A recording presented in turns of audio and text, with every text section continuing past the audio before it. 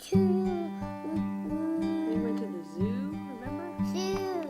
I'm drawing a picture of a road. Of a road? Yeah.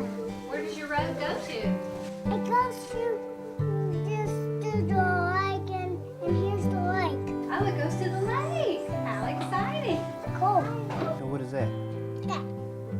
Oh, it's a cat. Do you know what a cat, how the cat? Meow. As children develop language, we can help them understand that the sounds they hear are associated with symbols, pictures, and print. What letter is that?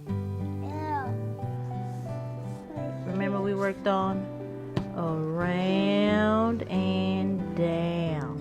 See that? Whenever possible and when it's purposeful, write your child's name down for him or her. You can put it over the towel in the bathroom, or if you have to label something for your child. And while you're writing it, say the letters in the child's name. Annie. Apple. Oh, you're an apple. That's right. See money. See money. Yeah, that's C for your Colin. name. That's right. Oh, my bear. Yeah, Bye, you're bye, my bear. bear.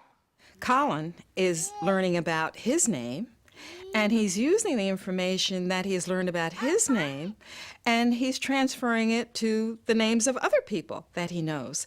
So that when you kind of call attention to words, and certainly there is no word more important than one's own name, and call attention to the letters within that word, children begin to get a sense of how our language works. And what they learn, they can apply to new situations. There's the last page. What did they see? What is that? A rainbow.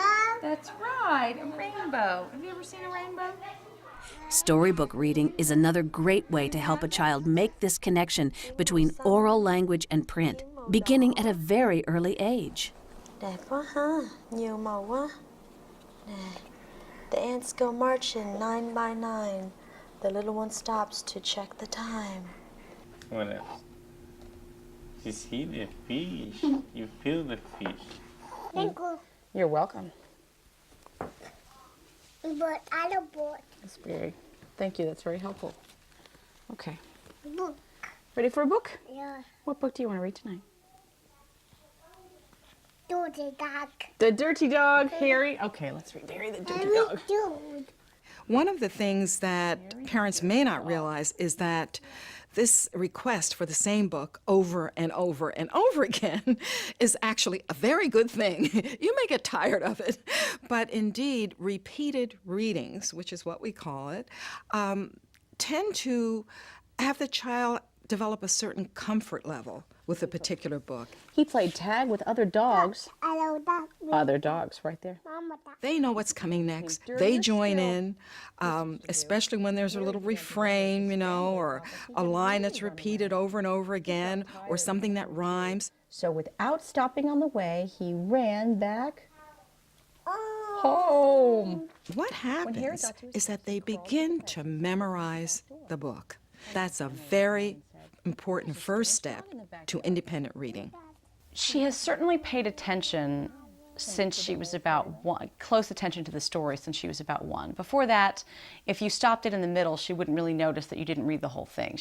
I think she liked the sound of the voice and that kind of lilt that you use when you read to children, but she wasn't into the story. But as soon as she started comprehending language, about the same time when you could say, Clara, sit down, and she would do it, which is a little before they turn 1, she was following the stories.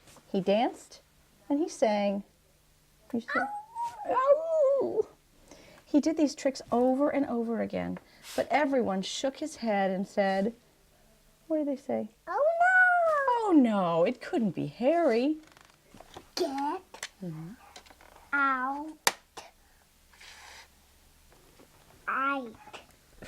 Short I. It. Get out. Fit. Get outfit. Ben has really caught on to reading, and his mom thinks of fun ways to keep him interested. They started with letter sounds at a very early age. I don't know why you do this, because most kids are not exposed to farm animals at a young age, but the first thing we teach our children is, there's a lamb, what does a lamb say? Bah. And you know, all of these little lines of kids can tell you what every farm animal says. They can tell you how a lion roars.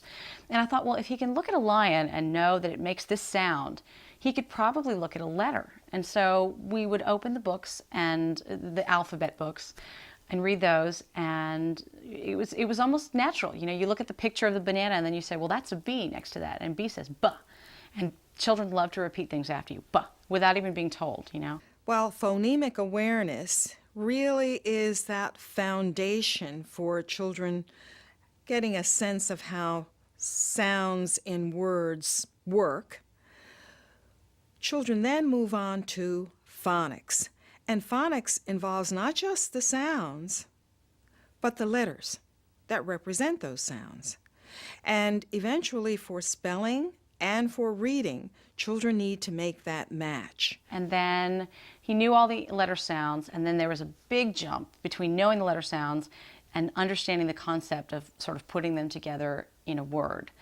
And then there was one day that I was wearing a Gap sweatshirt, and he looked at the 3 letters, Gap, and he read it, and he said, that says Gap. And I said, yeah, that's it. You just read something. That was it for him. The light went on. Big. How did I know you would pick a big one if you had the choice?